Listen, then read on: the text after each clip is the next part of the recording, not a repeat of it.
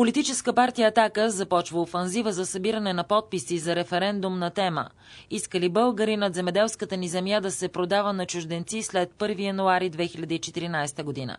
Ако не иска, то Народното събрание трябва да се съобрази с исканията на народа си, да приеме референдума и да го приложи. Това заяви Волен Сидеров в неделното си предаване "Студио Атака". Лидерът на българските националисти призова всички български граждани да се присъединят към тази офанзива, защото това не е акция на партия, а акция на българския народен интерес. Сидеров бе категоричен, че в момента това е най-важната битка за България, защото времето изтича. Да защитим българската земя от посегателства, призова още лидерът на "Атака" и обеща да положи всички необходими усилия да направи тази подписка, за да се разбере, че има такъв сериозен проблем и той трябва да бъде решен. Уважаеми българи, "Атака" започва офанзива и подписка за събиране на подписи за референдум. Иска ли българина земеделската ни земя да се продава на чужденци след 1 януари 2014 година или не? Ако не иска, Народното събрание ще да се съобрази с исканията на народа си и да вкара референдума и да го приложи. Това е нашата цел и нашата амбиция. Призовавам всички, не само активисти и симпатизанти на "Атака", всички българи, всички български патриоти, всички български граждани, които бие българското сърце, да се присъединят към тази офанзива, към тази акция, защото това не е акция на партия. Това е акция на българския народен интерес. Имаме 37 милиона декара земеделска земя. Около 10 милиона от тях вече са изкупени от чужди фирми. Ние искаме да забраним изкупуването и от чужди фирми, юридически лица, не само физически. Защото чрез такива юридически лица се изкупува златната българска земя. Много турски фирми вече са го направили това. Разбира се, чрез поставени мекерета. Иванчо Хаджипенчовци, които стават адвокати и посредници и не им пука, че продава златната българска земя на турски или някакви други израелски фирми, които вече са се настанили в България и вече притежават големи площи. Ние трябва да спрем този процес. Трябва да сложим мораториум допълнителен върху продажбата на земя, защото от 1 януари, ако това не го направим, българска земеделска земя ще може да се продава на граждани не само от Евросъюза, но и извън Евросъюза. Тоест Турция, Израел, Саудитска Арабия, Катар. Всеки, който има пари, а българската земя е ефтина в момента, много по-ефтина от средноевропейската, уви. И всеки, който извади големите пачки, ще може да купи големи площи от България. Да не мислите, че Саудитска Арабия и Катар, две държави, които могат да извадят милиарди, няма да направят това без да се замислят и да купят огромни площи от България, които след това най-мразят тези демагози, които казват, те няма да се изнесат на гръб от България. Вие, които го говорите това, заслужавате най-тежка участ, пълното презрение на български народ. Заслужавате и съдебно наказание, аз бих върнал смъртното наказание заради вас. Защото вие, долни мръсни предатели, които говорите тези глупости на българския народ, наистина сте мръсни подлеци.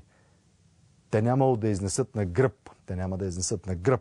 Но ще направят територия, през която нито един българин не може да мине, и това ще бъде за вечни времена. Ясно ли ви е? Защото когато ги купят, тя повече няма да се върне в български ръце. Това ще бъде земеделска земя, завинаги минала в ръцете на чужди компании или притежатели.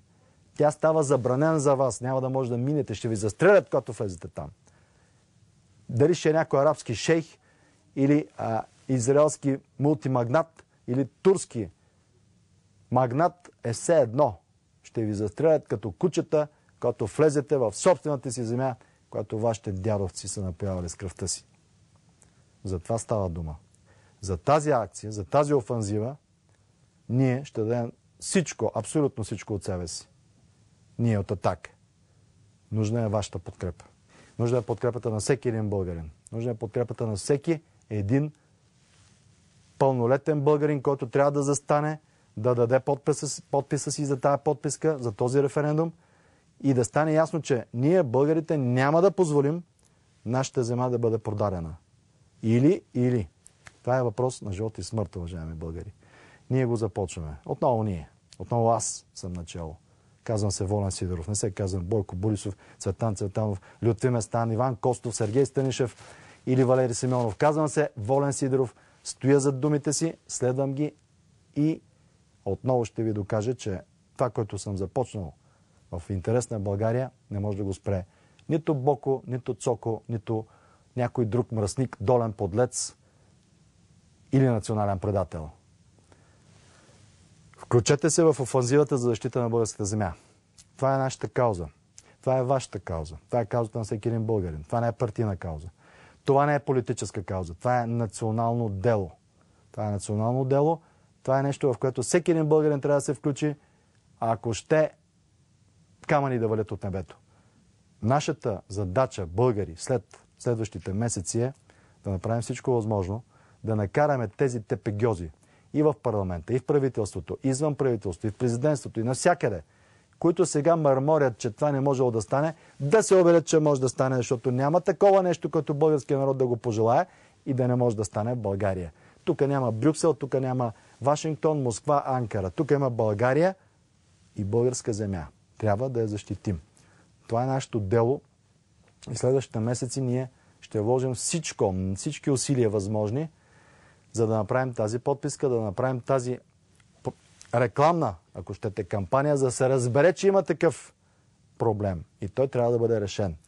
Да защитим българската земя от посегателство. Това е битката, която трябва да проведем до края на тази година. Всичко друго е второстепенно. Има и други важни въпроси, да, но този е най-важният, защото срокът тече. Той е неумолим, той тече до 1 януари. До тогава трябва да обърнем виждането на продажните политици и те да бъдат принудени да се съобразят с нашето, на народа, на българския народ, виждане. Няма